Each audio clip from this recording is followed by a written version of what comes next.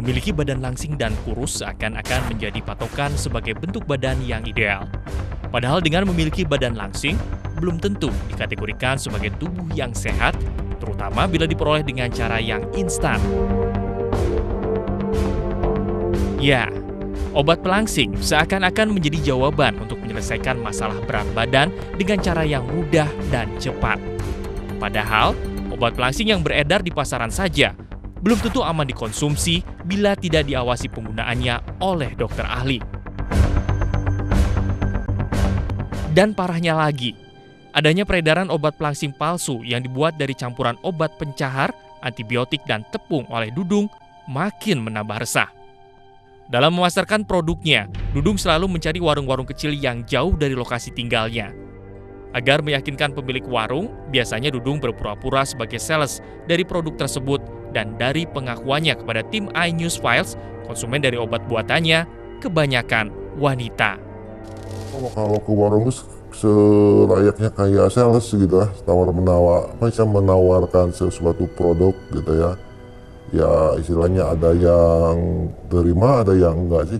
Konsumen kebanyakan itu mayoritas wanita, seperti ibu-ibu, para gadis-gadis yang agak gemuk-gemuk gitu. Ya mungkin karena mereka ingin melangsingkan tubuhnya, dan akhirnya dia membeli produk saya gitu.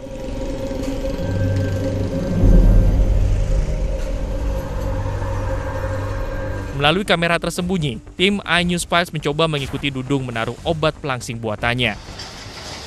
Tapi banyak yang laku yang cairan ya Pak ya. Kita main aja Pak ya.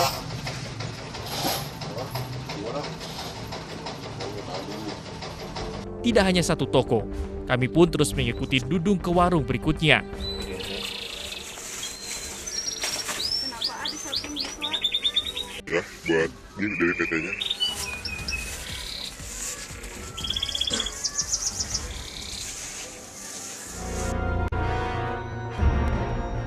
Ya, peredaran obat pelangsing ala Dudung ini sudah berlangsung sejak tahun 2011.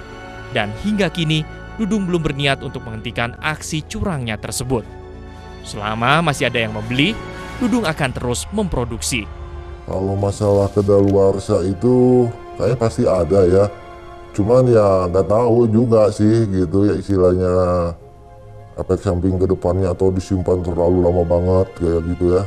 Ya belum tahu sih, karena apa? Karena belum ada konsumen yang komplain. Maka konsumenlah yang harus waspada akan produk-produk palsu semacam ini. Tips yang bisa kami berikan untuk Anda adalah, pastikan kemasan produk tersebut memiliki label yang terpercaya, mencantumkan izin edar dari Badan POM, dan memiliki tanggal kadaluarsa serta tanggal produksi pembuatannya.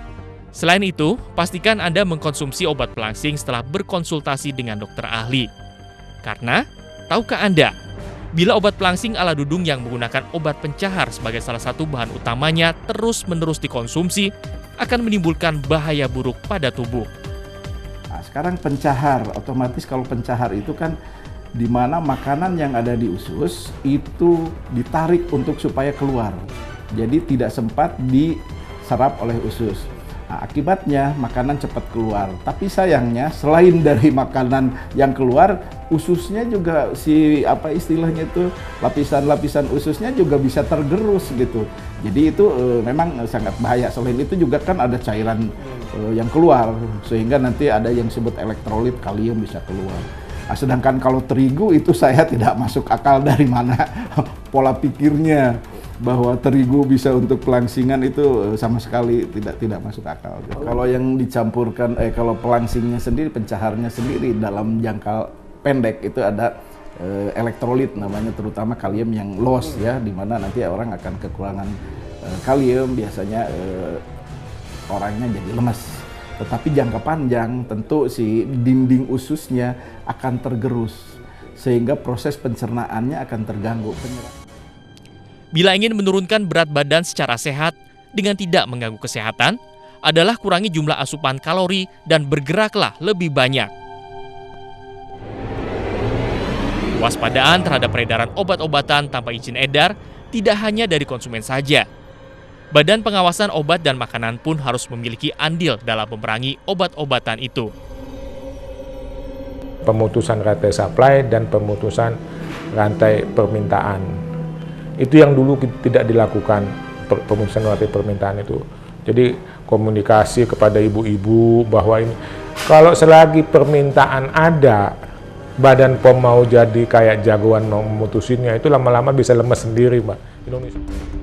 Tips lainnya yang sangat perlu untuk diperhatikan adalah yang pertama mungkin kalau obat-obat keras, pakailah obat itu dengan petunjuk dokter.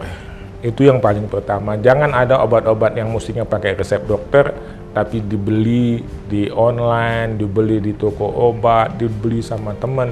Karena apapun dikata orang, dokter itu sangat mengetahui diagnosa kondisi tubuh.